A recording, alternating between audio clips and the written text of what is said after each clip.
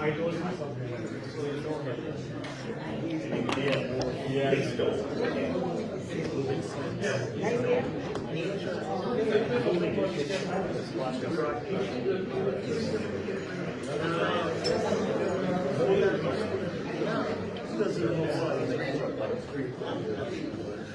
Let's get back together.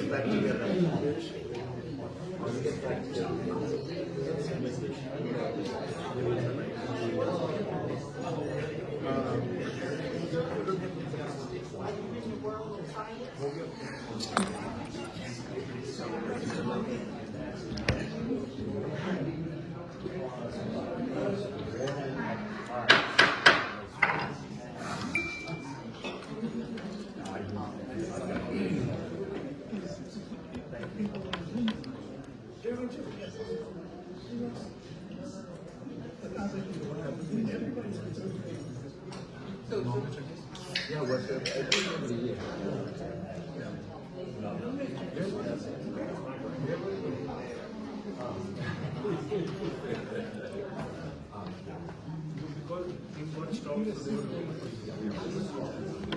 it got stopped, and that's why we gave the got a break.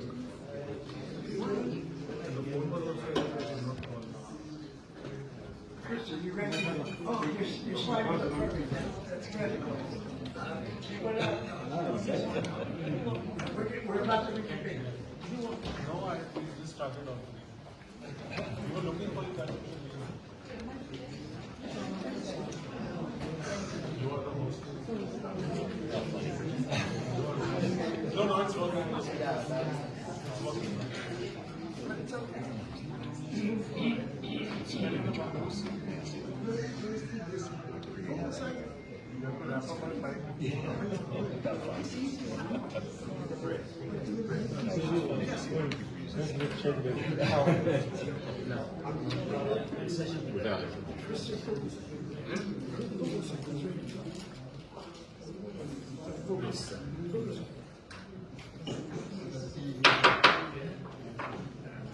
Ladies and gentlemen, let us reconvene, please.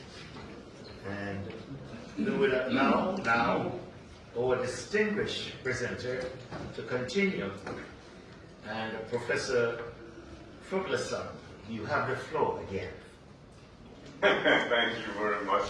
Sorry for this inconvenience, but hopefully you could focus for the leg stretcher.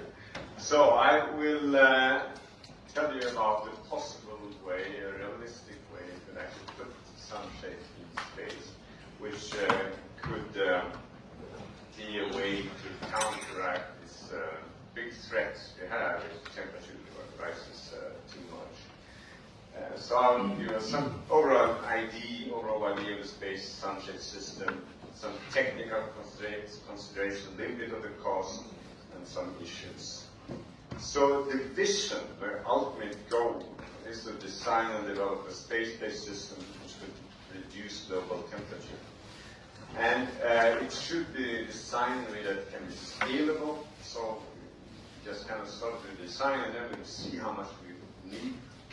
It has to be ready in time, and 2046 definitely should be a time realistic. Some projections are correct, we need to start deploying it. Possibly those things are not as bad as some fair, and we may not need it, but we should be able to put something like this in space if we need it. And it must not be too, or particularly technologically or logistically complex. It should be as simple as possible so we can start to deploy it very soon. It's not that you put something in space that you would get the kind of shape moving on the surface of the Earth now and then, or the whole time. So we will not be in the umbra, but the penumbra, as you can see on the left side. But if you get a really good kind of sun binocular, which you should see, you must be very careful, of course. You will see it something like on the right picture there. A little black dot on the sun surface. Interesting enough, that is actually a true photo where the Venus passed in front of the sun, seen from Earth some years ago. And then they added artificially the sunshades in there. Well, you get a good idea, but you soon realize that you are not the first one to have a good idea. Other people have normally been before you. So this idea has been around for some time, and various ideas been there, but it's never been thought to maybe be realistic because of the technological difficulties, in particular the difficulty to launch all the mass you need to space. So many ideas was that you would construct this base on the moon, for example. Only one person I know, Roger Angle, had an idea to construct very small things from Earth and then launch it with a kind of electromagnetic gun you would build into the mountain. But due to the change in the launch capacities and the cost of that due to space, things are now possible to construct on Earth and launch to space. And what you need is to about compensate 1 degree centigrade. You need to reduce the sunlight with half to 1%, roughly. Well, that still will need a very large sunshade, several million square kilometers. And that's if you put it on a position between the Earth and the Sun where you can actually minimize the total mass. And that is for reducing the solar flux in Earth with 1%. It's interesting that it's actually a given point, which is about 2.4 million kilometers from Earth, some 4 to 5 times the distance to the moon, where giving the properties you need, you will always be able to minimize the mass by putting it there. It's about 1.6% of the distance to the Sun. If you're familiar with space a bit, you will know what the Lagrange point is. That is actually the point where the forces, the gravitational forces from the Sun and Earth, and the rotation around the Sun, the centrifugal force from that, balance out each other. But there's a force as well in game here. And that is actually the force from the sunlight, which bounces on this sunshade, or actually on any spacecraft. And that would mean that you would, to balance all these forces, you need to move your sunshade slightly closer to the sun. That's why you end up further away from the Earth than the traditional Lagrange point. That sun pressure force, which is here called FSRP, is strongly depending on what's called the reflectivity of the sunshine. So the more a sun which is reflected, the stronger this force is, and that actually turns into that you need to have a heavier sunshine. It's not very obvious, but I hope you can trust me on that. So you want to make this design of the membrane you have to shade off the light as light as possible. The worst is actually if you totally reflect the sun, all the sun bounces back towards the sun, you get Q equals 1. For an oblique membrane, the optimal is actually that all sunlight gets first absorbed by the sun's the membrane, the sunshade, and then it's emitted as heat on the other side towards the Earth. And then theoretically you can get a QBL as low as 0.6. But I would say that is probably not technically possible. Rather, you probably end up with something like Q equals 0.5 as something which can be decently easily manufactured. That's the lowest for an oblique membrane. But you can also have a diffractive membrane, which just deflects the light a little bit. And then you can get a very low QL, but it will be a very challenge technologically to actually manufacture, mass produce such sunshades. An interesting synergy here is that these sunshades need to be large in membranes, and it's the same with solar sails. So what is a solar sail? Well, it's actually a way you can propel spacecraft without having engines to bring propellants. You use the sunlight. And this has been tested with a few spacecraft. Here you see some photos of them. And it's been proven that it works. Now it still needs a lot of more development. For those of you who are a little bit scientifically interested, I have this slide here. I just want to try to tell you. What is happening is that when the sunlight, which is small particles, bounces on this membrane, the sail, it gives a little reaction force on the sail. And you can use this force to then steer your spacecraft in space. And you can then angle the sail various ways. And it might feel counterintuitive that you can sail towards the sun. But the reason that you can do that, the reason rather that if you let the spacecraft leave Earth, that it doesn't immediately get pulled into the sun due to this gravitational force of the sun, is that it's orbiting with the Earth around the sun. But if you can break that speed, orbital speed a bit, then the gravitational force from the sun will pull it in the sun. And that's how you can actually go towards the sun and go to this point 20, a bit beyond the Lagrange point 1.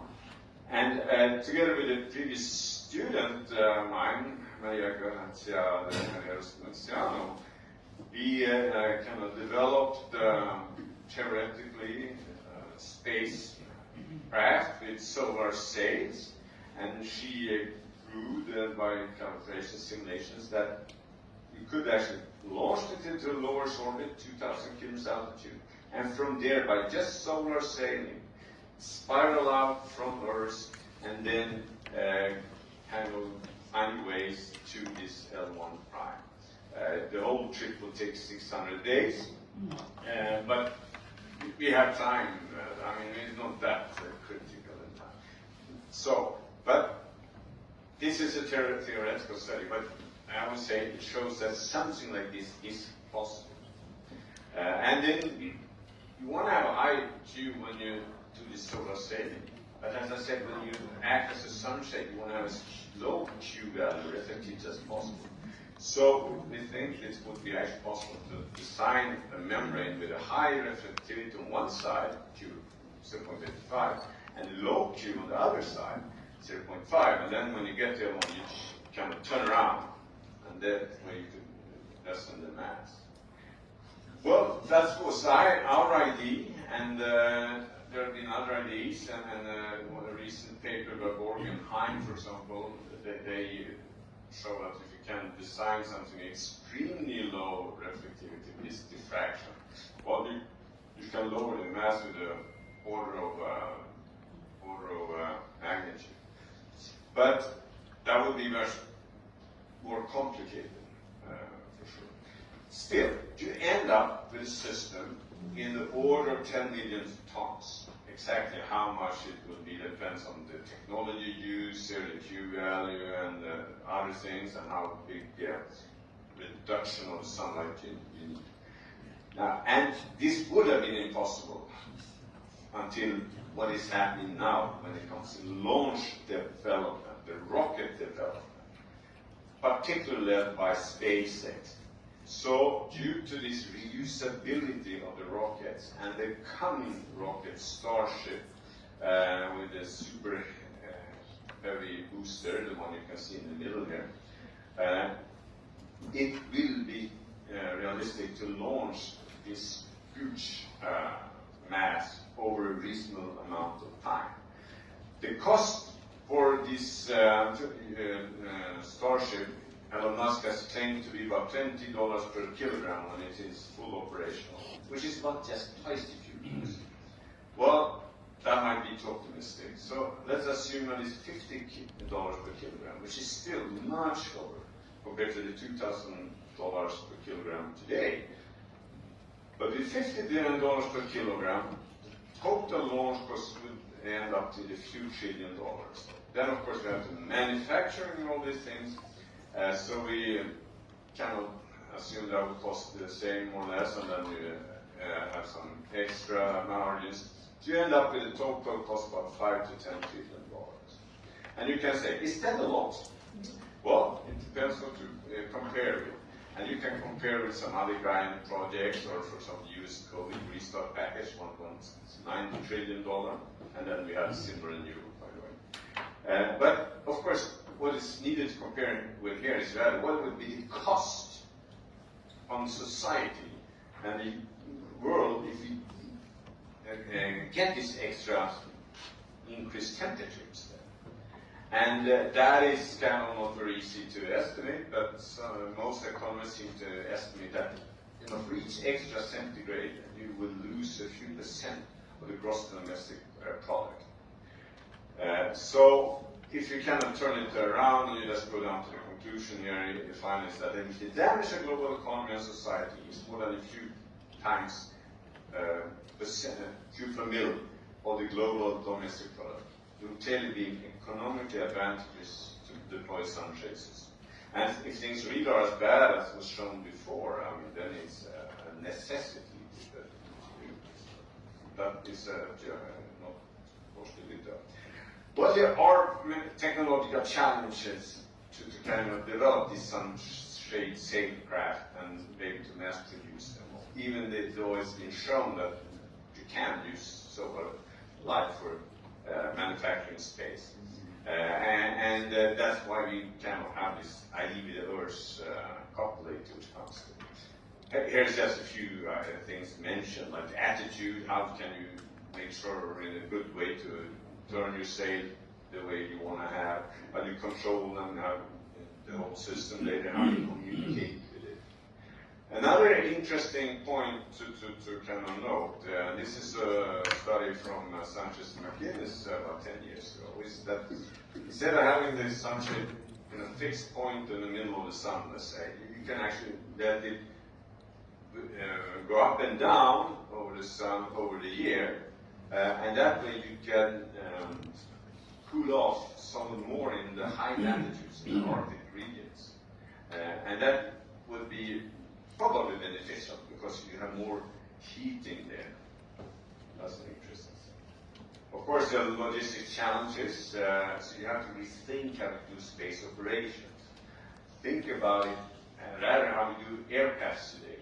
You can launch millions of aircrafts today. Well, we'll be able to, in 20 years, maybe launch 30 to 40 spacecraft a day. I'm sure we can do that. We need to be able to mass produce them like we do with cars. Okay, I'll be finishing here very quickly. Of course, we don't want to create more problem than we solve. So it's important to make sure that we have a system that doesn't put out more carbon dioxide in the atmosphere and create heating that way. We looked at least to one thing, the amount of carbon dioxide from all the launches, and it's actually quite marginal compared to other things like one-year commercial aviation, which is much bigger. But there are other things like if you have re-entry with that for a high-velocity rocket that creates nitrogen oxides in its atmosphere, which you need to understand that. There are concerns, and of course things needs to be studied, like, I mean, if it decreases the sunlight, is that a problem with green plants? How to finance it, we'll discuss that later. If you go to low Earth orbit and it takes time to go away, will that interfere too much with other satellites?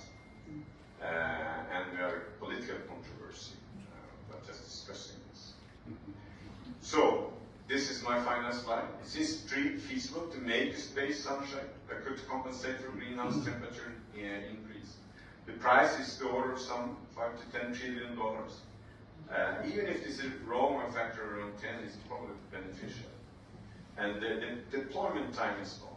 So deeper feasibility studies and technology development should start now, and that is the important thing today. And the biggest challenge is, how do we make the shapes, material, production technology, new and more options. An important thing to remember is that if things turns out to be bad, you can cut these off at any time. You can just turn them 90 degrees or move them away from the sun. So I say climate insurance, so I call it, and it's worse the cost. So thank you.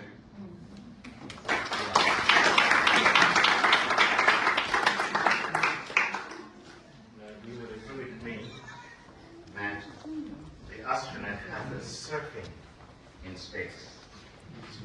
I do want us to keep focused because you heard the excitement in his voice. He felt himself surfing. He was out there because we are talking about the Earth Cup. If those of us who sail remember the America's Cup with the wind-driven boats, imagine us in space surfing up there. We are continuing and we are going to invite Dr. Chantal Cappelletti to address us. And she too will talk about planetary sunshade for solar geoengineering preliminary design of, I guess, a precursor mission. So let's listen and get ready to get on board. Good morning, thank you very much for the presentation. Thank you for the opportunity to be here today. Can you see my screen? Yes. Yes. Okay, perfect. So my speech is following the Dr. Fulgent Fund presentation. So mostly we were talking about theoretical concept of planetary sunshade. In this speech, what I would like to emphasize the possibility to start now the planetary sunshade project with a first propulsion mission. So this is mostly what we want to do is to have the planetary sunshade located in the Sun Earth equilibrium point L1 star that is located at 2.56 by 1060 kilometers from Earth, so pretty far away. And ideally, how we are going to make this planetary sunshade. Our idea is to propose a swarm of multiple satellites. So different satellites together are working, cooperating, and building a big solar cell. The space is quite huge because we are talking about something that is a circular area of the range of 3 by 10.6 kilometers square. So quite enormous area to cover. The only way at the moment this is possible is to split that in different multiple satellites. To be able to reach our goal and so be able to have a planetary sunshade fully operational by 2017, we need to start now. And the idea is to start with a simple mission that we call precursor mission. This precursor mission is mostly, I'm going to present later in the next slide, but it's mostly the first step to test our technology, to test our capability, and also what we need to improve to get the planetary sunshade completely functional. We need to work not just on the L1 star orbit, but we need to work in different technologies that are facing that are done in the lunar Earth orbit, the Earth's surface, and of course the real final orbit. In particular, our proposal is to go back to the moon, and so we know that the future will be back to the moon, and we will plan to stay on the moon. And this will be the gateway where we can start to build and be able to assembly and manufacturing new technology that after we reach the L1 star orbit. In the meantime, we need to improve our technology here on ground with prototype production, with new capability in additive and advanced manufacturing. In terms of roadmap steps, we are dividing the roadmap for a fully functional planetary shade 2070 in 3 main stages. First of all, the technology readiness by 2040 with the precursor mission that is mostly an early technology demonstration platform where we are testing not just the technology but also the capability to reach with solar cell the L1 star point and also to operate the system. The full deployment of the different satellites that will be after assembled in space is scheduled in our roadmap for the 2070. And finally, after the 2070, we will start to have the system completely operating and start to see the effect of the mitigation on the climate change.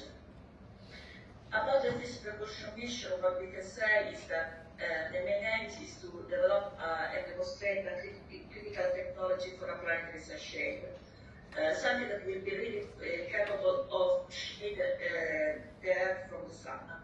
To demonstrate this system, we need to have a scalable system that after will be repeated n times to create the full operational planetary shade. In general, the mission key requirements are different. Some are related to the spacecraft capability. In particular, we want to test the system functionality and capability to shade the sun. The other one is to assess what are the effects of the environment, space environment on the degradation of the material, because of course we cannot produce everything here on ground, but we don't know exactly what will be the performance in the real space environment at a specific position. And also we need to demonstrate the capability to reach the L2 with the solar cell. And of course, the overall project is aligned with the United Nations Sustainable Development Goal. The key technology that we want to test are related, first of all, to the solar cell membrane that should be made by material that should be UV resistant, durable, with high optical and mechanical performance. Of course, the solar cell membrane should be coated with a specific surface optical property material that will reflect the different length that come from the sun. All this should be supported by a structure and a specific deployer mechanism. And one of the key elements that is quite rich for this kind of mission is the capability to maintain the pointing of the cell using a specific attitude and orbital control system. This is the concept of operations of how we are thinking to perform the mission. So first of all, there will be the pre-launch preparation. After we will have the launch initial orbit. From the initial orbit, we will move to the transfer orbit and reach the L1 start point. In the L1 start point, we start the operational demonstration, investigating how the cell is acting in that specific environment and what are the effects. At the end, we will have an extended mission phase and exposure of the satellite. This is an so from about the mission geometry, as I previously explained, we are planning to have the sunshade in a specific orbit around close to L1. That is L1 is called L1 star. That is around 2.56 by 10.6 kilometers. And in this orbit, we are planning to place our different small satellite. In this illustration, really, we are showing the cell exactly at one star, but will be more appropriate to show this one. So because this the planetary sunshade, in order to act on the penumbra, in order to be stabilized, should rotate around the L1 star. So it's not exactly on the point, but it's orbiting around the point. In terms of solar cell membrane characteristic, we are investigating different solutions. In particular, two main solutions. One that is a reflective solar cell, where we are planning to reflect completely the sunlight, so we have the coefficient of 1 on the reflection, and also investigate the draft generated. The other one is another solution that is called transmissive solar cells, where part of the solar radiation is transmitted through the solar cell. Of course, we need to investigate which wavelength, which material we can use to decrease the temperature and fight properly the climate change. There are different kinds of material that we are investigating right now with different studies conducted by different students. Particularly, the solar cell membrane can be made by metallized polymer CP1, and about the molecular structure, we need to have something quite flexible and also thermostable and easy to manufacture. In particular, we are working on a carbon fiber reinforced polymer. What are the main risks? Of course, is the damage that the planet crystal shaped units can have during their initial phase. As the normal spacecraft, they are affected to different kind of risks during the mission, but also the logistical, so delay in production and unexpected failure during the production. In terms of technological risk, we are talking about something that's really challenging from the technological point of view. So there are several unforeseen challenges. In terms of cost for the propulsion spacecraft, we are talking about something around 10 million USD. In conclusion, this is for us our proposal to conduct something that will allow us to have something feasible for 2017. In particular, completing the first propulsion mission around 2040. I just want to take the occasion to test all the different groups that are working together in this project, in particular University of Nottingham, KTH, Technical University of Cambridge. As you can see here, there are several names of students, and since this is also something that we want to educate the new generation, students are a key aspect of our project. So they are the really training, they are the ones that are bringing new concept, new idea on this propulsion mission. Thank you very much.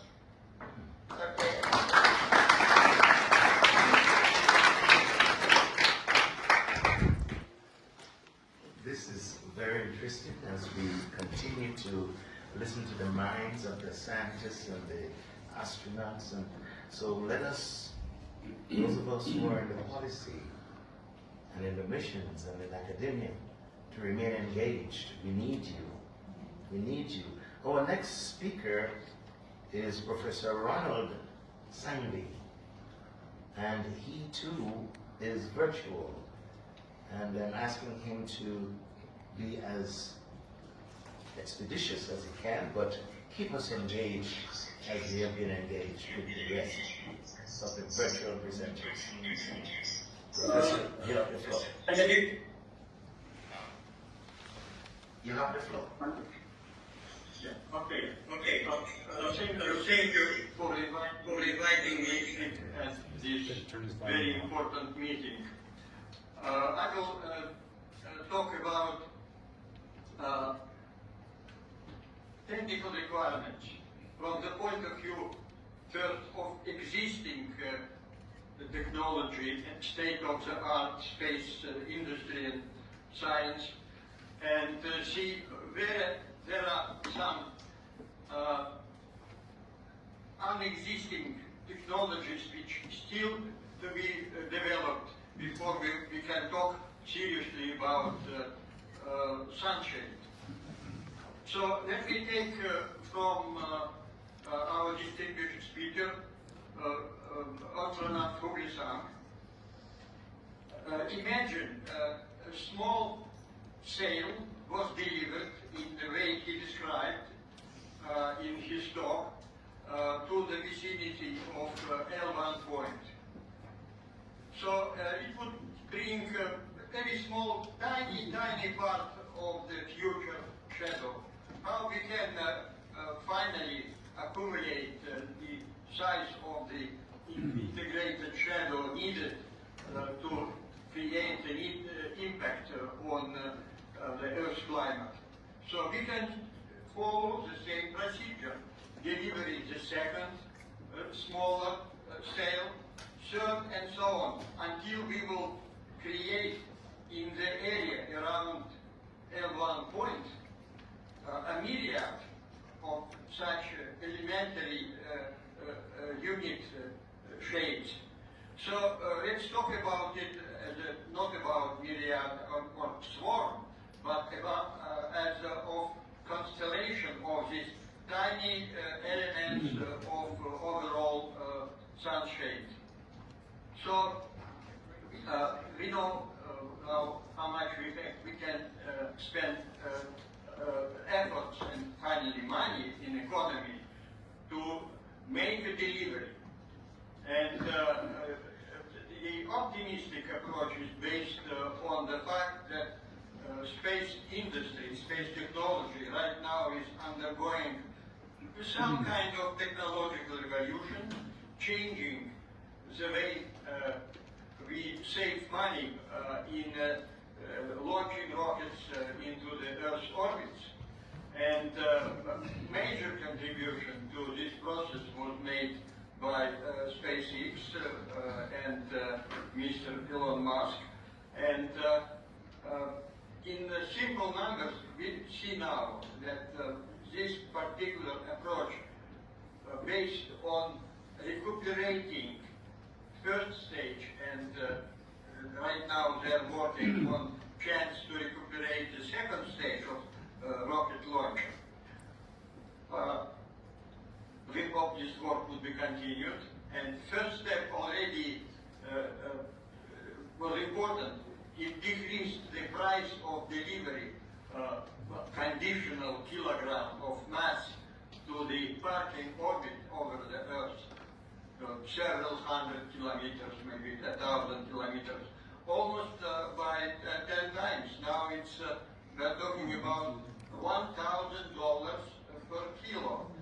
And let's hope that this work would continue before, say, 1940, where Dr. Capelletti promised us already to start serious work.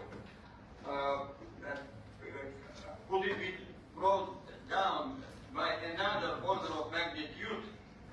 Very difficult to say right now, but there is another factor in addition to efforts by pioneers of in space engineering like Elon Musk. There is another issue that we can count additional gain, economy of scale. We are going to talk, if we will plan to build such sunshade of everyday, regular launches, number of launches every day, so it would be 100, maybe 1,000 times more activity at bigger size of the market for technology. And why not to consider chance to gain at least one order of magnitude on economy of scale, plus continuing work on the further development of technology. So finally, with all of these efforts, we will finally get this constellation of elementary units, each of them like described as a smaller satellite type of robotic object by previous speakers. So what we have to do next is this once deployed constellation around L1 would be sufficient end of the job? Not at all. The orbiting around L1, just like orbiting about its siblings in other positions around the Sun, it's much more complicated. The orbits around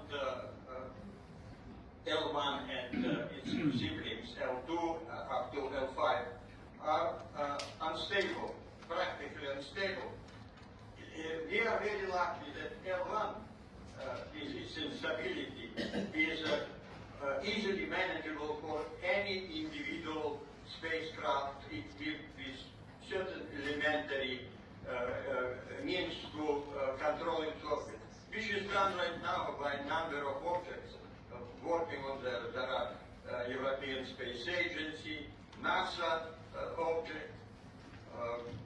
It's growing. It's done not for creating sunshade, but it's done mostly to study heliophysics, solar environment, activity of the sun, and how it affects the events, the weather, climate on our planet. So, what we would need? We would need some kind of way which could integrate collective behavior of this swarm in one particular way and make this constellation, first of all, stable, capable to persist, to exist there for decades. You know, how much time we would need would depend on what's going to happen with the climate on Earth, which of these terms which we're discussing, or future climate will take place. Would it be required for 20, 40 years or even longer to sustain and from time to time to replace? But it would be costly, so we have to make sure that what was delivered once would stay there for at least for several decades. And the major thing which might be required for this, to have equivalent of repairs specifically built to control all these legal sales around L1. Nature gave us L1 as a very important. I would at the end paraphrase famous saying by Archimedes, as history tells us. Give me a lever of enough long and fulcrum, and I will turn around our world. So this is a lever and fulcrum we need to turn around the trend, devastating trend with the climate on our planet. Thank you. Thank you.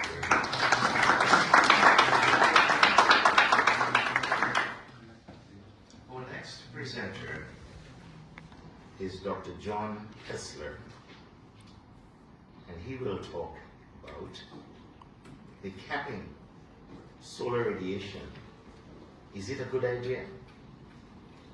And he will talk about some useful principles based on economics and welfare analysis. Dr. John Hessler, you have the floor.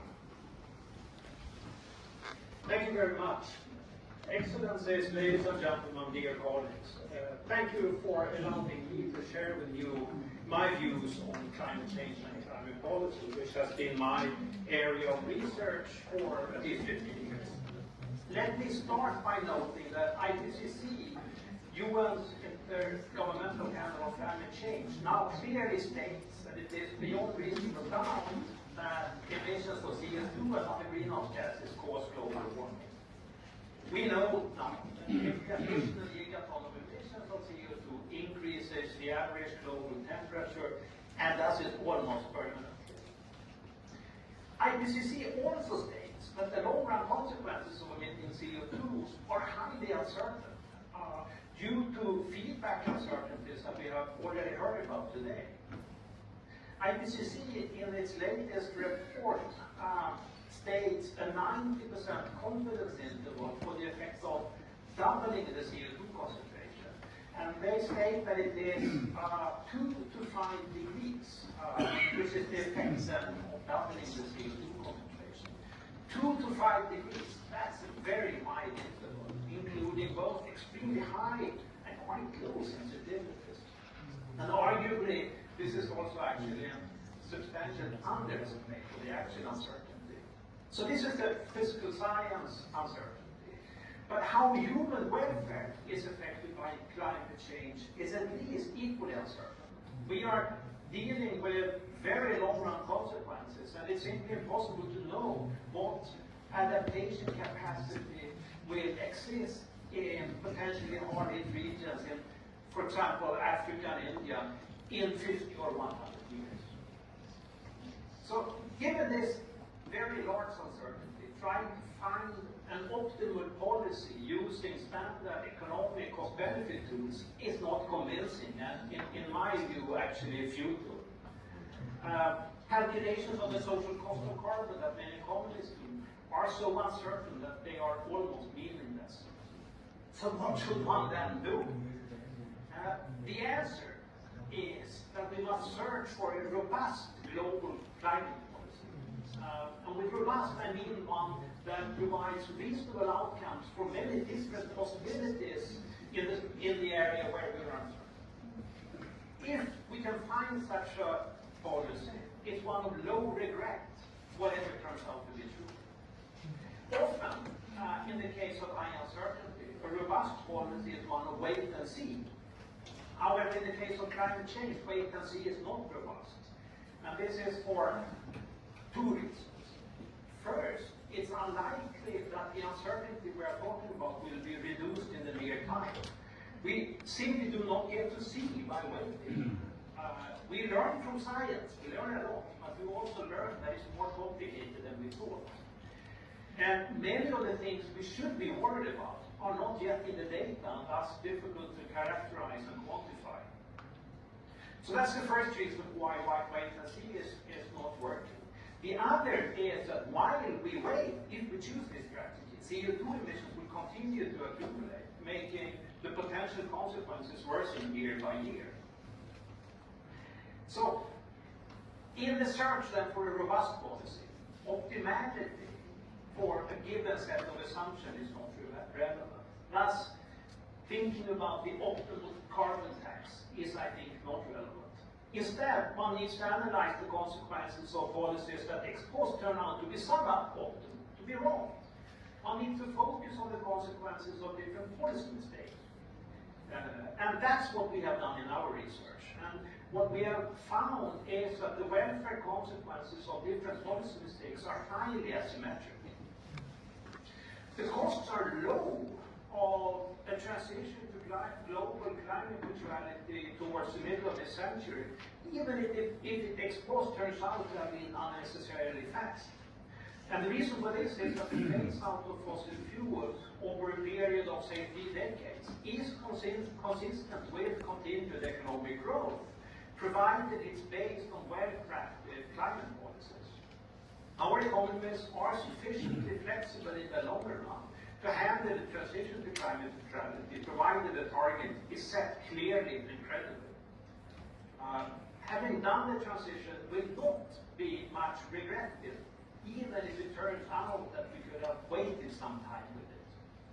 Demonstrating this claim can be done with standard economic modeling tools and is so by many of my colleagues. On the other hand, I was talking about the asymmetric cost of policy mistakes, and on the other hand, the wait-and-see policy that ex post turns out to have been too slow can be extremely costly for humanity. Exactly how costly is difficult or impossible to say. The probabilities of different catastrophic possibilities are highly difficult to assess. However, such a quantification is not required to draw the conclusion that climate neutrality by the middle of this century is the robust policy, and it should thus be Plan A in accordance with the Paris Agreement. Not because science can show that this is optimal, but since it's the prudent policy for humanity in a situation of extreme uncertainty. But importantly, I argue that this Plan A needs to be complemented by additional insurance mechanisms to be sufficiently prudent. And the reasons for this are at least twofold. First, the high uncertainty does not that we have been talking about does not rule out the possibility that also a transition to climate neutrality by 2050 turns out to be too slow. Even if IPCC says that tipping points in the global climate are highly unlikely, they cannot be ruled out fully. Second, the world might fail to coordinate on a global transition to climate neutrality. So because of this, a prudent climate policy needs to be complemented by an additional assurance mechanism that might be used in case either of these two circumstances I just talked about materializes. And I argue that a key such assurance mechanism is to develop the ability to launch sunshades to reduce incoming sunlight. It's important to note that this is a complement, not the substitute to Plan A, which should be climate neutrality by 2050. The plan should be to develop the option of launching sunshades, although the option might never have to be executed. The cost of developing this ability is likely small. We saw numbers that are trivial and previous today. And compared to other insurance mechanisms like military defense is negligible. Unlikely the spin-off value is large enough for substantial private financing. The idea of an earth cap is a good example of this. So we cannot assess the likelihood that this plan must be executed, but if we need to execute it, the estimated costs are in the order of maybe $5 trillion US. This is small. We heard Christopher Fuglesang previously noting that global GDP is currently in the order of $100 trillion US. 5 trillion over 10 years is 0.5% of GDP. Again, much smaller than defense costs. One has to acknowledge that there are arguments against the sunshade plan. Some arguments are reasonable and even considered. In particular, the risk is that we might reduce the effort involved in Plan A by developing this option. Plan A, remember, phase out of fossil fuels. This is an example, this risk is an example of a feature the plan shared with all insurance mechanisms, and economists call it moral hazard. However, acknowledging the existence of moral hazard does not rule out the value of insurances. But moral hazard needs to be limited and controlled.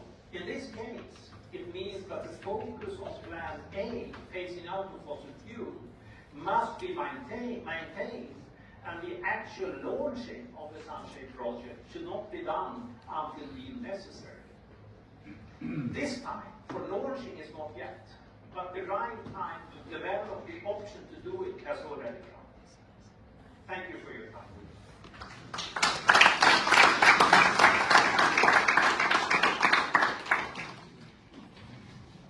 I thank you very much. And we are going to be engaged by an economist, and Dr. Christopher Persson. And he's going to speak to us about, I guess, the deterrent that always keeps us away from what we want to do, funding alternatives for the sunshade intervention. Dr. Persson, you have the floor.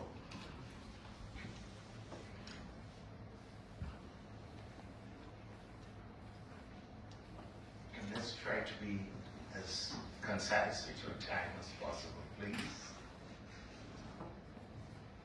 You may be on mute. Can you hear me? Now we can. Okay, fine. First, my name is Christer Persson, and I'm the coordinator of the Focus on Space Center, and I'm going to talk about private-public partnerships in financing solar radiation from space. First, I'd like to say a few words on climate change and the threat. It is not a threat to our planet. Planet will survive. It's probably not a threat to humanity either. There will be humans who survive. But it may be a threat to the lives of millions of people, to the environment, and to the world we take for granted. for most of us, not a fact yet, but a trend. There are actually those who see climate change as a necessary lesson for future generations of exposing evil nature of the capitalism or evil nature of democracy, so that coming to read out the weekend. So there are actually a lot of those discussions going on. Quite horrible. Now, sorry, I'm losing myself a little bit here. What we need to,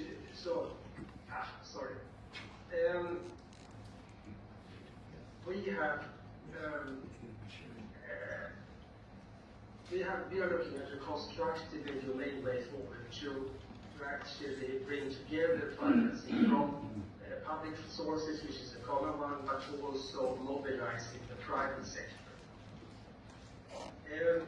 Have you been in an emergency room at a time where when someone arrives with high fever, spastic fits, or any thing, the cause may be known, but the initial priority will be to stabilize the patient.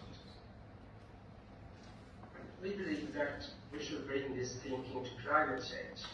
30 years plus of policy work on limiting CO2 emissions, some effects, but it's not enough. And treating the cause will take time.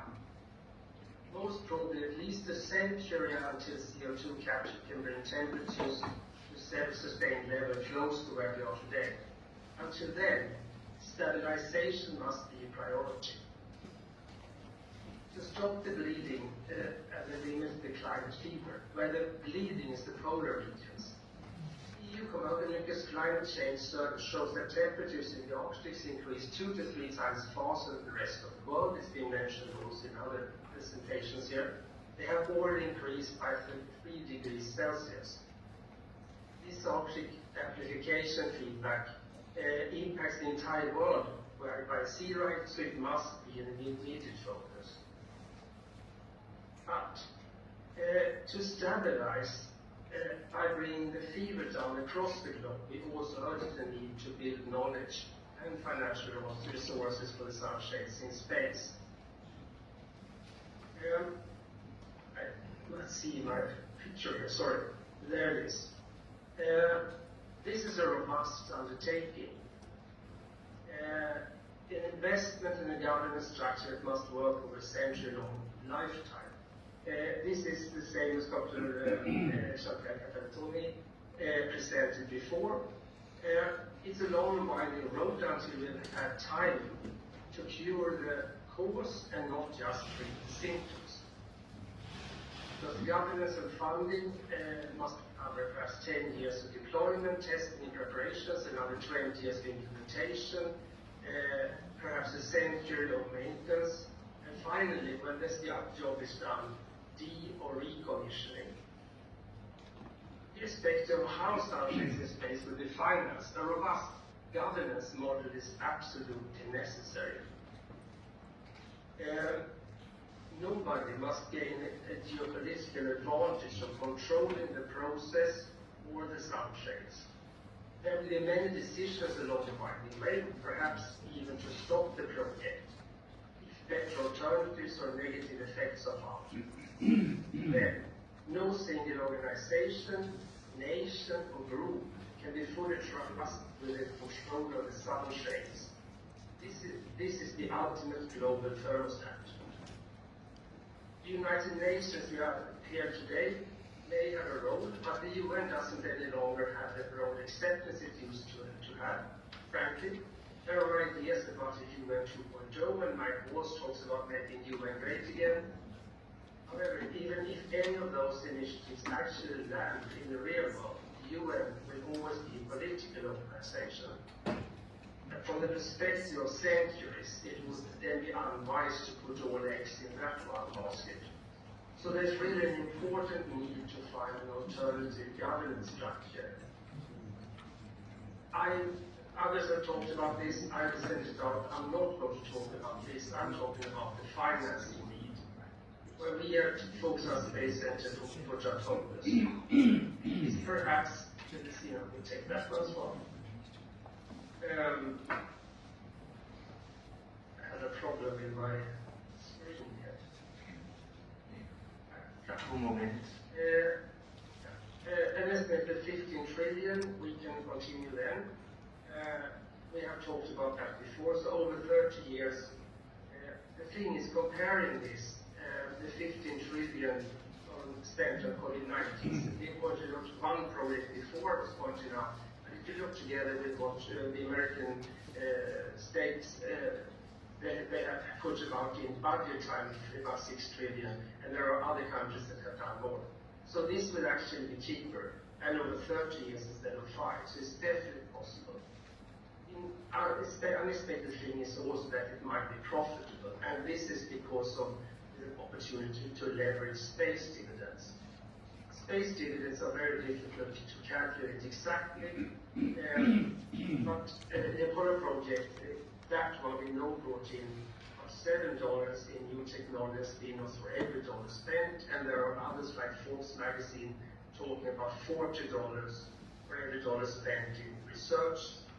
There are a number of different, but they are all in the same area. It's seven times ROI around return investment is pretty low. So space dividends will make the project profitable.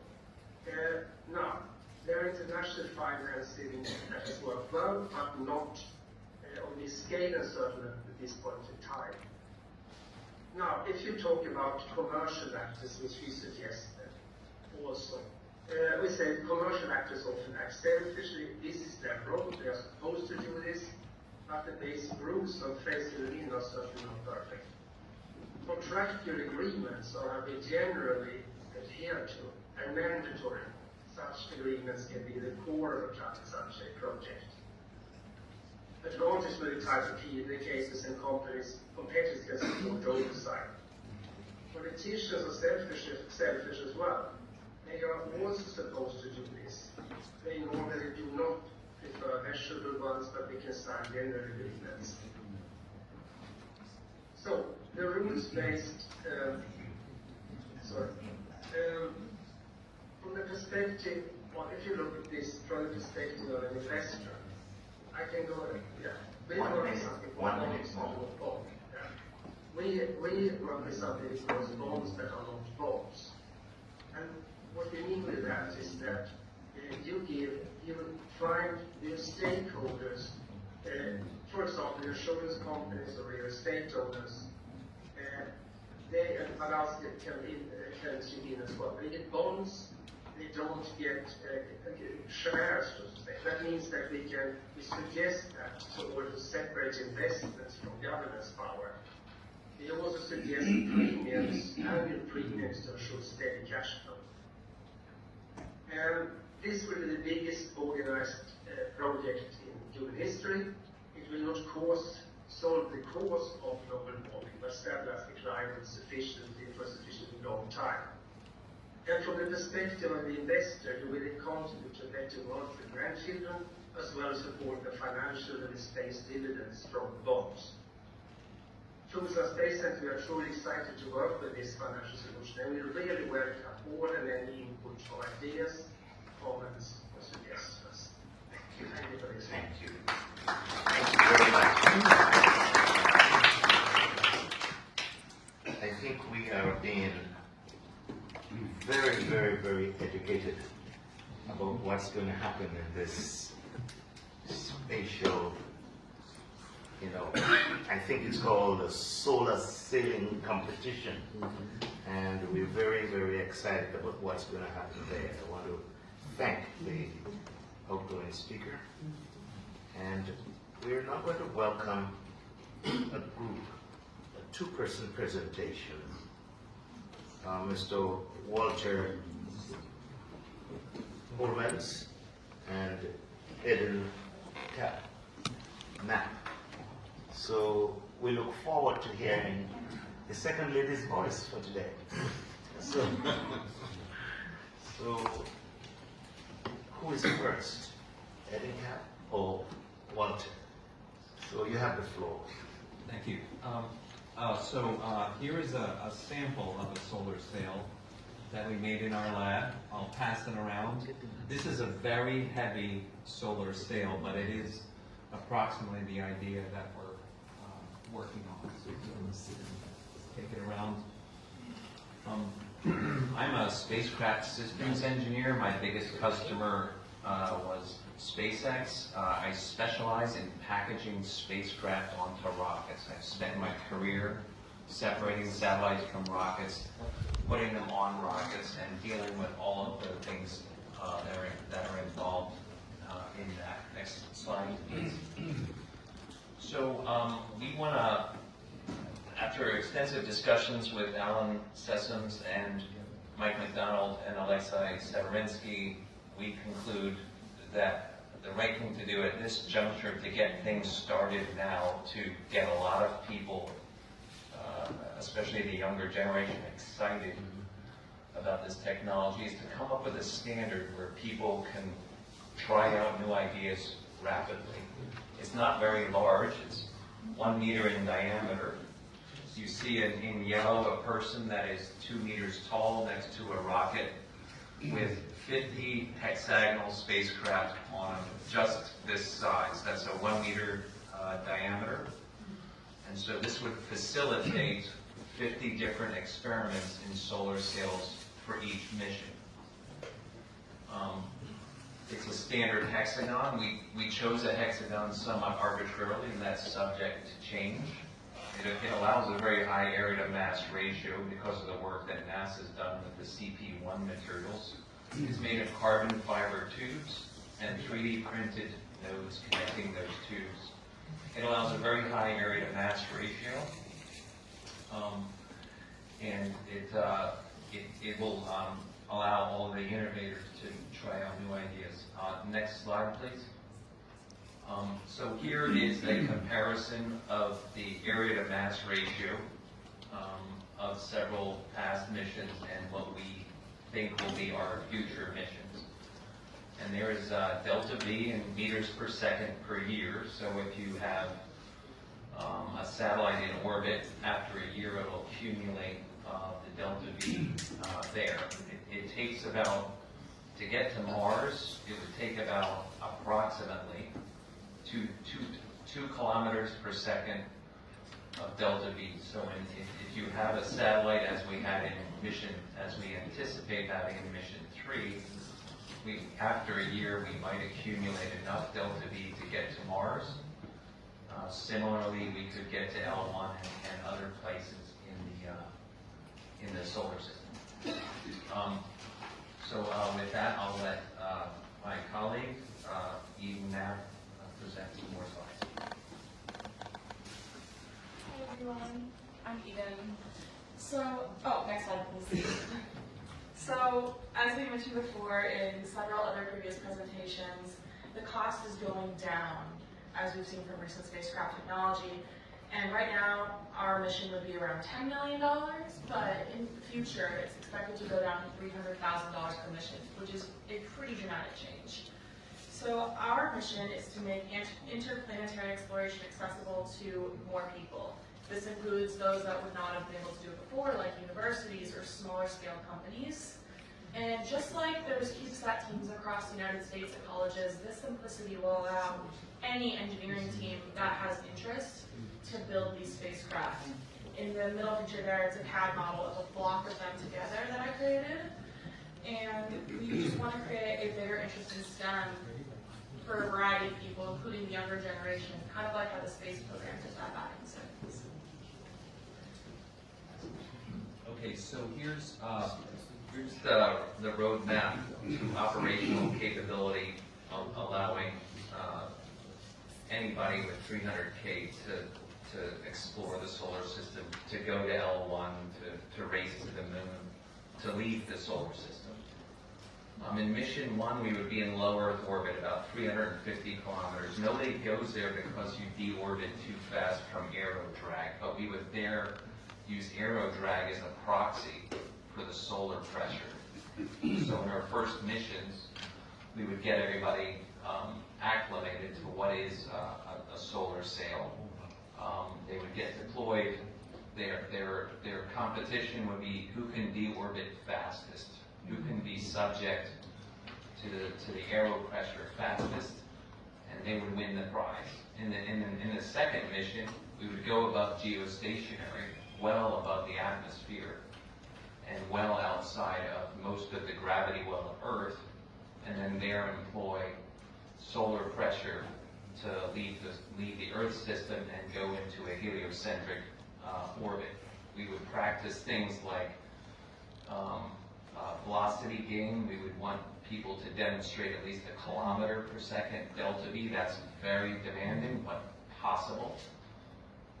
We do want to motivate their imagination and then demonstrate command and control. Can we turn it off? Can we rotate it? Can we change our mind remotely and recommand it to do something else? And then the articulation of deployable membranes. So if they fold out to make a larger area, or if they use the solar pressure to actually sail and rotate the spacecraft to achieve another trajectory. In the third mission, that's the exciting one. If successful, it would be operational, and in purple there I have some very, very notional ideas of what these things could look like. They would launch from GEO and depart for the moon, the planets, or L1. They could go to L1, and we could also have the competition. Next, there you go. So we've gone through a few different iterations to get to our current design. So the leftmost image is what we started with, and it progresses as you move towards the right. The third image is actually what we have here today, that was passed around. And with each iteration, we've decreased the mass while maintaining the same area.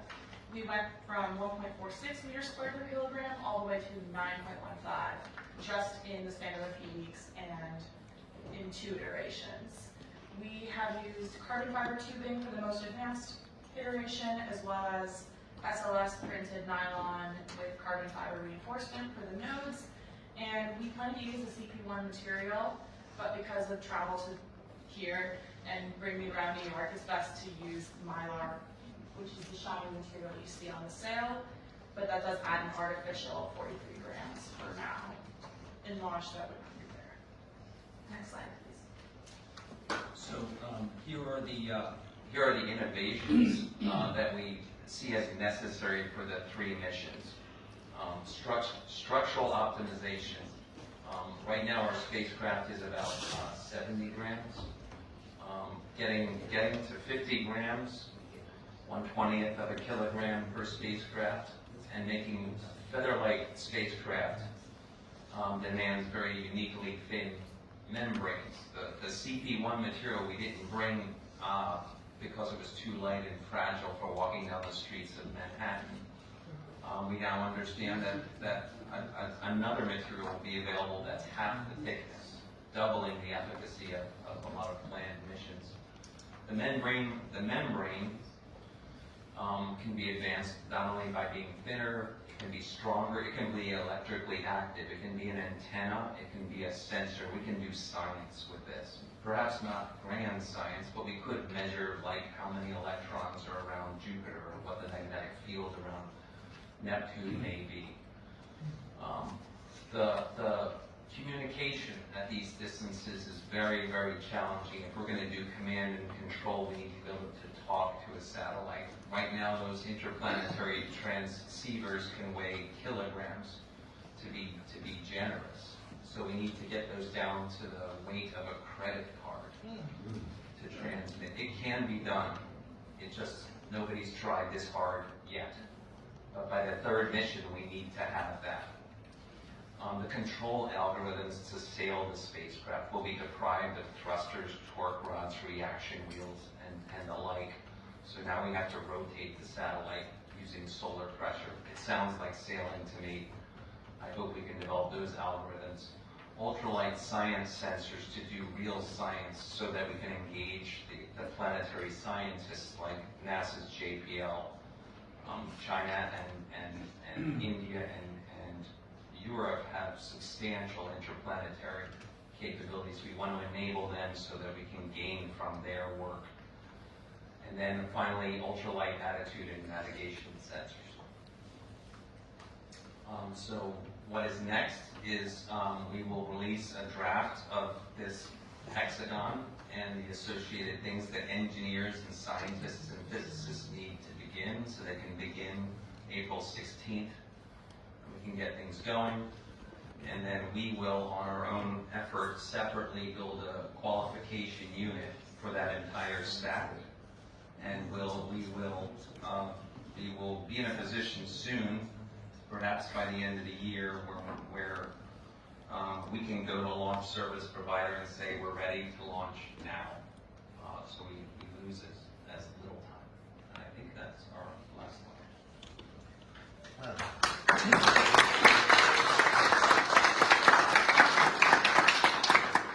I'm sure you would agree with me that when the solar sail and the sun sail was circulating in the room, I thought of the magic carpet.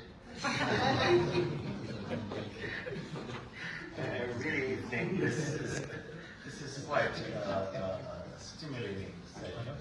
I really thank you for the vision that you presented to us, to see our ability to be up there rather than just here. And as we move on, we have Dr. Charles Lee Johnson, Lace Johnson, and Dr. Michael McDonald. And we're looking forward to hearing from you as you talk about technology in space and climate change, and especially the Earth regatta development. So you have the floor. Who is going first? And let us make our timing very precise because we're running out of time. Okay, great, thank you. Yeah, I'm Les Johnson. I have been asked to be the technical lead for the engineering design teams that are going to support the organization to establish what the requirements are, look at the feasibility of the various technologies and such. My background is that I was the principal investigator, which is the science and technical lead for 3 of the sail missions that were on the Walter chart. I've been working on solar sails technology for the bulk of my career, and was the lead for a mission that flew a 10 square meter sail in Earth orbit and developed it flew an 86 square meter sail, and leading currently an activity of a 1,653 square meter sail that is probably scalable up to about 5,000 square meters. Now the performance is not going to be as aggressive as I think we need for what we need to talk about here, but there's a lot to be done to advance the capability to go from the near Earth race all the way to the sunshade.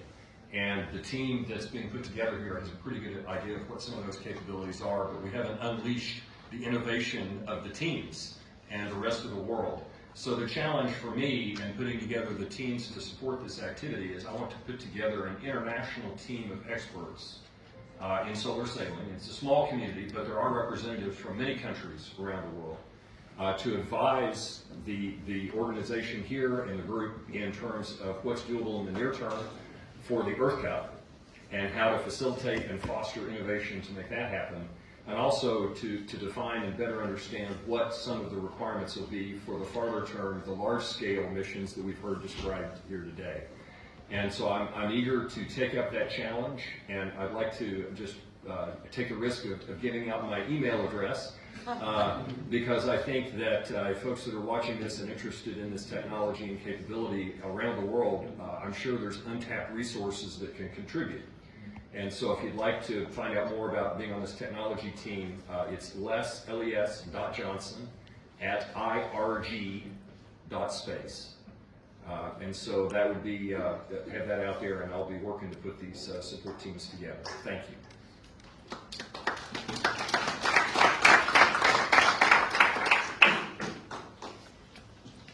Okay, my name is Michael McDonald, and I'm going to talk sort of in a conclusion mode because a lot has been said. I don't want to add more, too much more to new ideas, but I want to reiterate what has been stated as really important.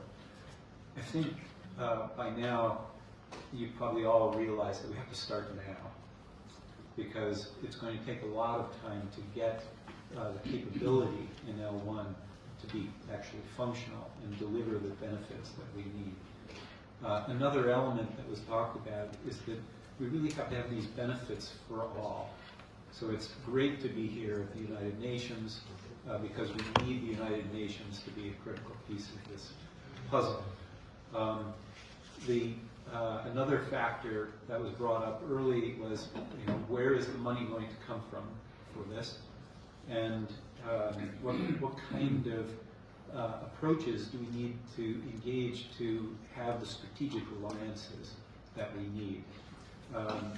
And we have to go through very substantial innovations to be able to really make this work for humanity in a very short period of time.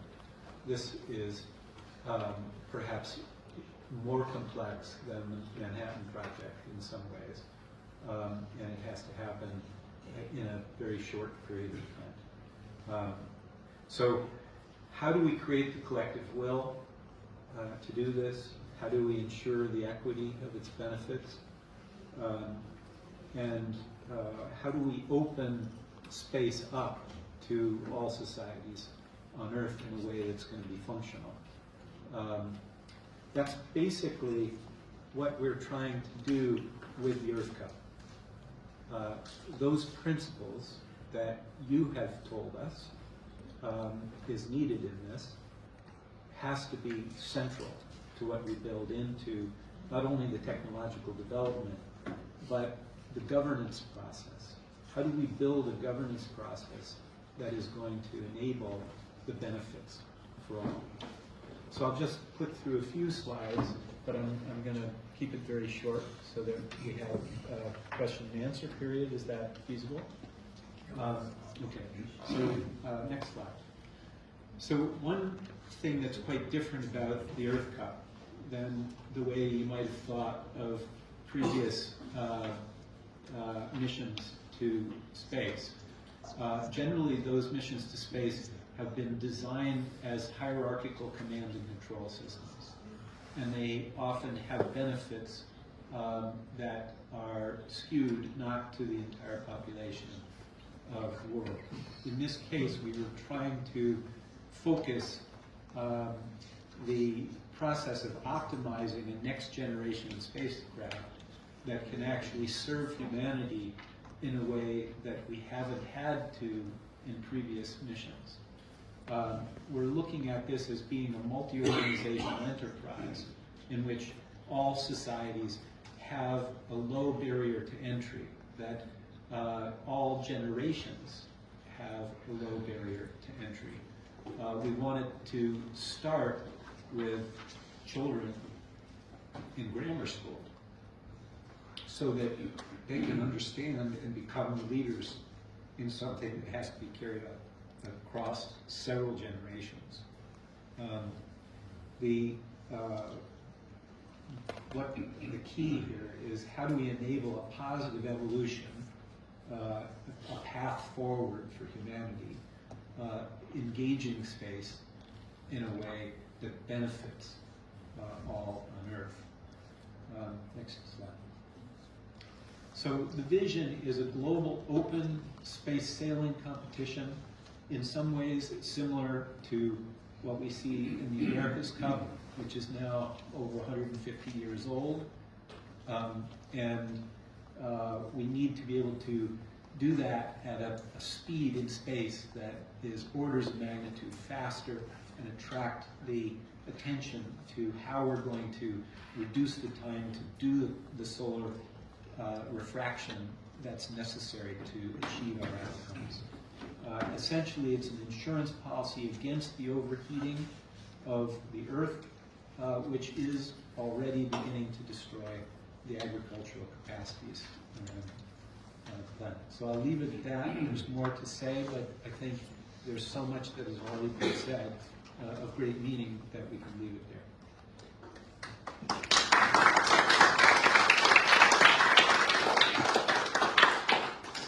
We can all agree that this is a very rich session. We're really into something exciting. And I wish not to cut anybody short, but time is running out. And so our next speaker, the representative from the Embassy of Ghana. The ambassador and the permanent mission of Ghana has embraced this event, and we need the permanent missions. In this regard, we will have a short presentation from the representative of the permanent mission of Ghana, Abudu Baresma. You have the floor. Thank you. Thank you very much. Just begin by saying I feel like I have mistakenly entered a physics class. That's okay. I have the honor to deliver the statement on behalf of my permanent representative who, for unforeseen reasons, was unable to join us, but he extends his deep regret and also extends his warm regards for the success of this program. For the time reasons, I just read an abridged version of the statement that was prepared. Distinguished participants, climate action is urgent. We share a collective, though differentiated, responsibility to act now to meet the 1.5-degree target or risk-facing consequences of our inaction together.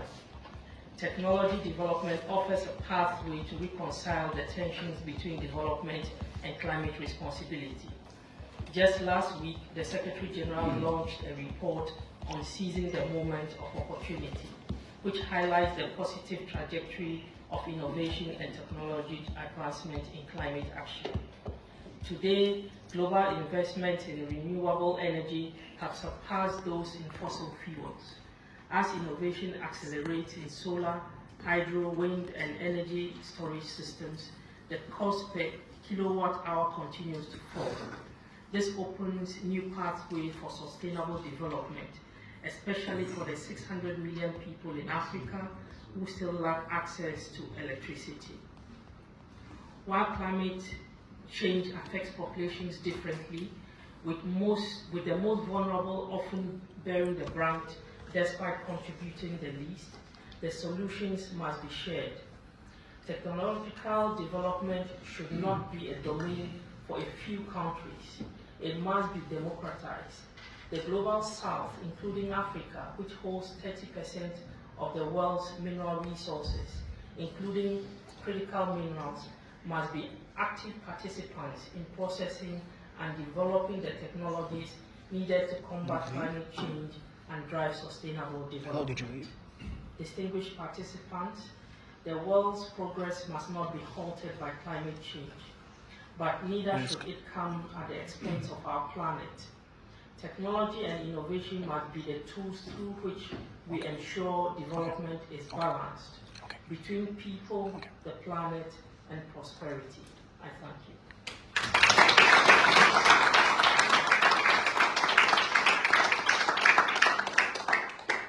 Thank you very much.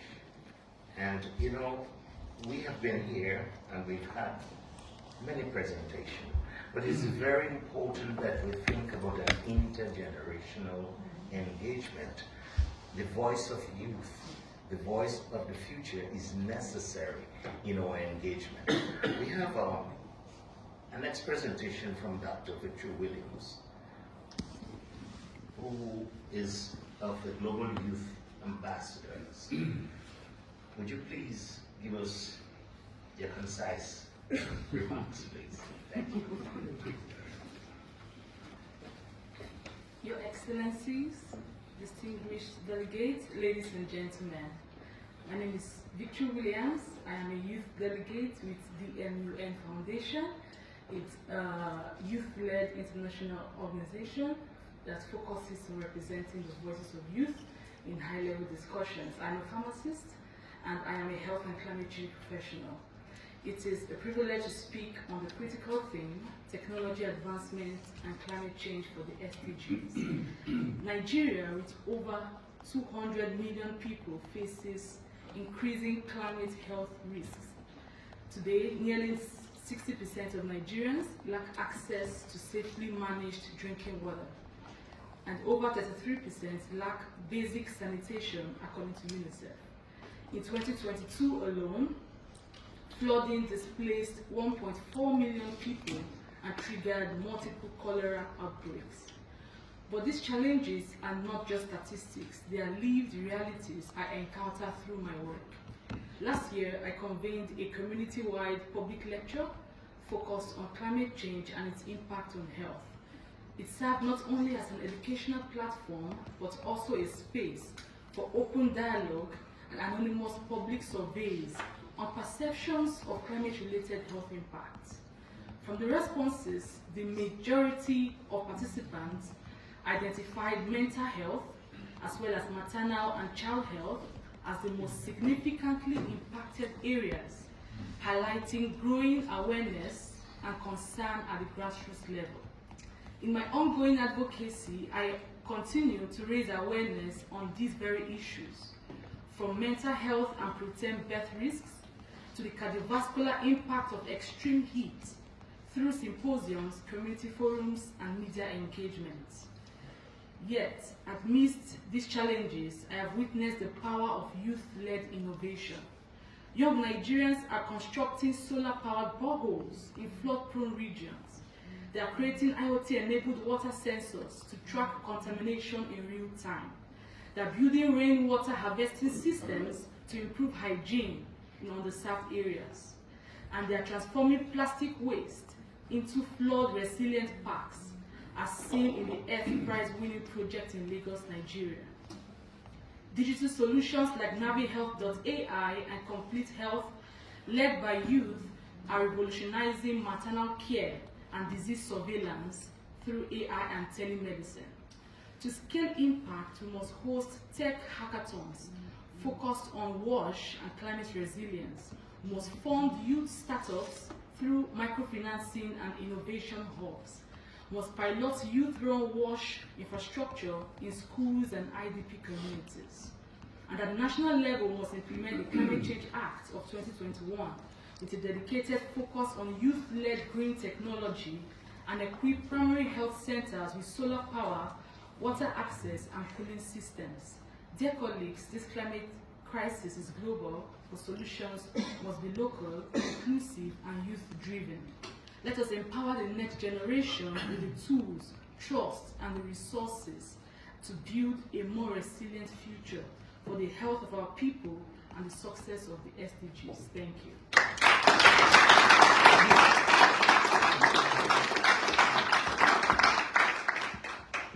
I could think of no better way to end this session. It's with the voice of the youth.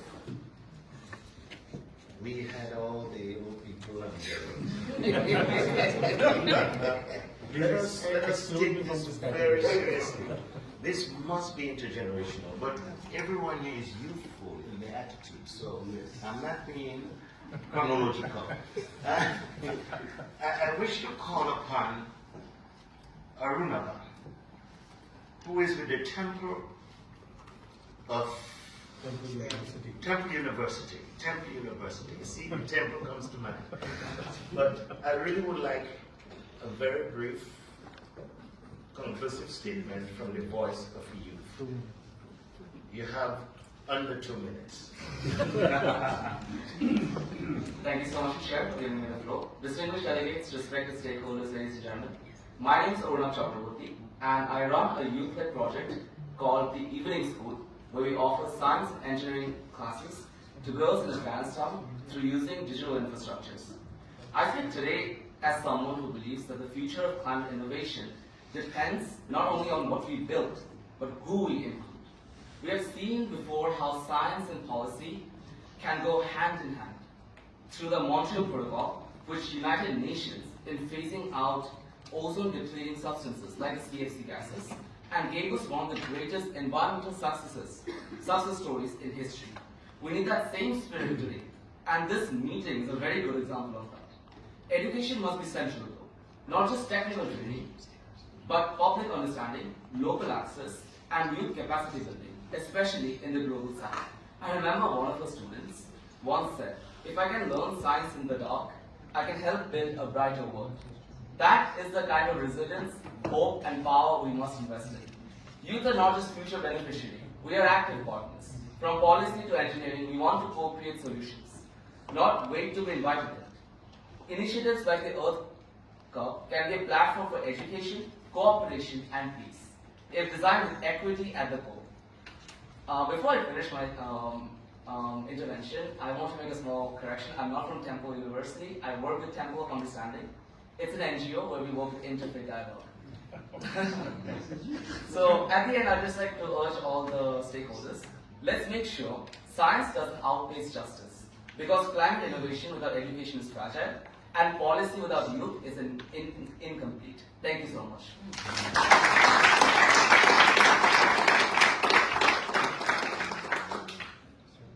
You have a question? Okay. 1 minute. We have 1 minute, so we're going to break it up into 1, 2, 3. Did you go first? Thank you. Thank you. Okay, thank you. I love what you said, thank you. I'm going to say this very quickly because I probably have 30 seconds. I just want people here to realize the United Nations is where stakeholders come together to shape dialogue, inform policy, and co-create solutions. It's not where we wait for the governments to solve problems alone. It's where we take shared responsibility to address them. So I wanted to say to slow climate change, we need 2 tracks: reduce emissions on Earth and prepare tools in space that can buy us time if needed. So we can have space-based solar reflection can help, but only if it's matched with immediate targeted action, cleaner wastewater systems, low emission construction, data-driven farming policies, and strong international oversight to help the space exploration. I'll stop there because I have others, but I'll leave it there. Thank you.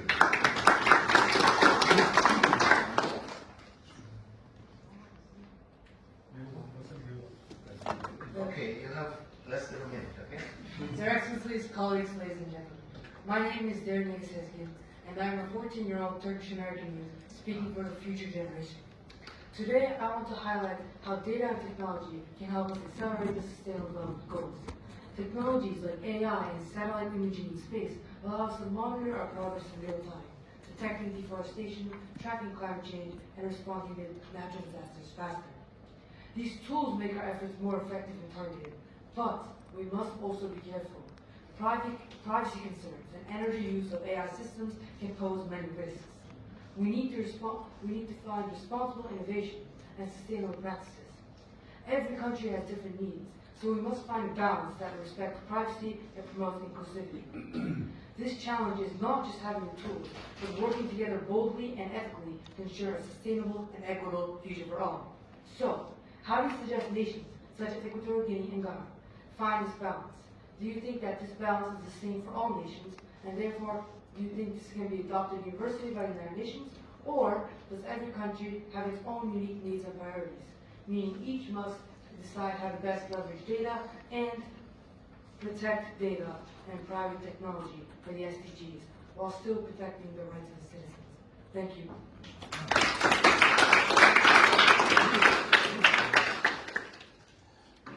Very well, thank you. We have what? Last hand. You have a half minute. Good afternoon, I'm Dr. Rejoice Brookshire. There's been a lot of phenomenal information here today, and I just